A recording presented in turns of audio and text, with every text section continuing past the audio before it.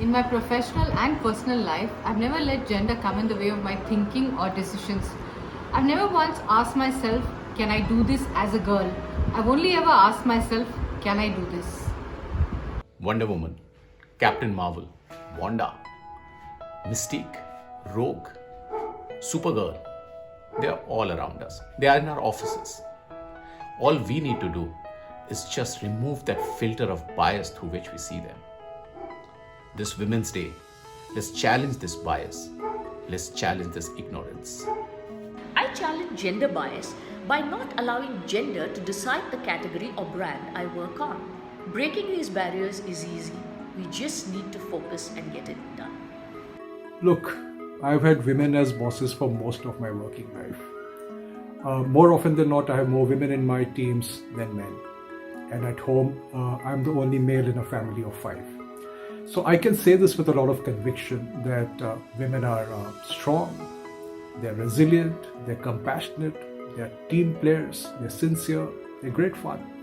But most importantly, I think they can get any job done as well as any man can, if not better.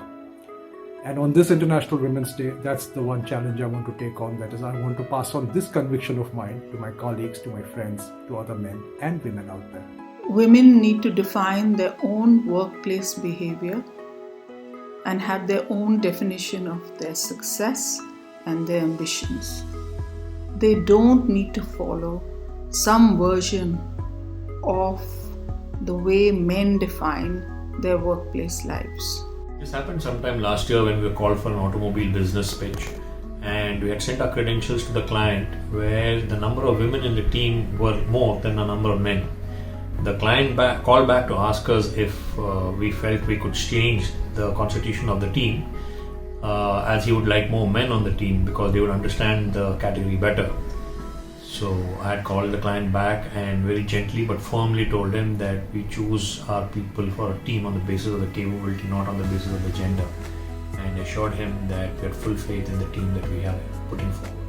We choose to challenge by believing in the idea that you cannot be what you cannot see.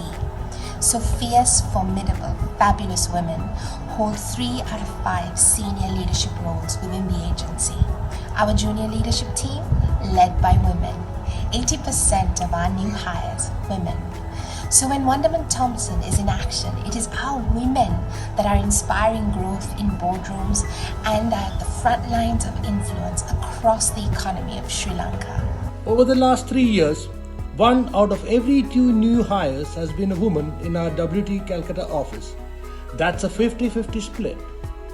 My team and I are fully committed to ensuring an equitable gender balance in the workforce as we go forward.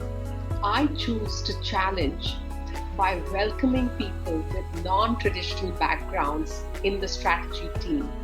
Backgrounds as non-traditional as design and architecture, social entrepreneurship, and women in STEM fields.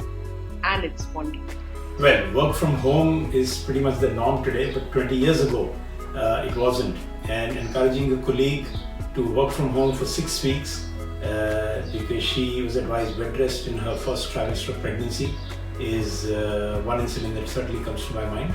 And another one is enabling a senior colleague to attend her daughter's play school for a few hours every week because that was a requirement of the school, and just making that work is another one.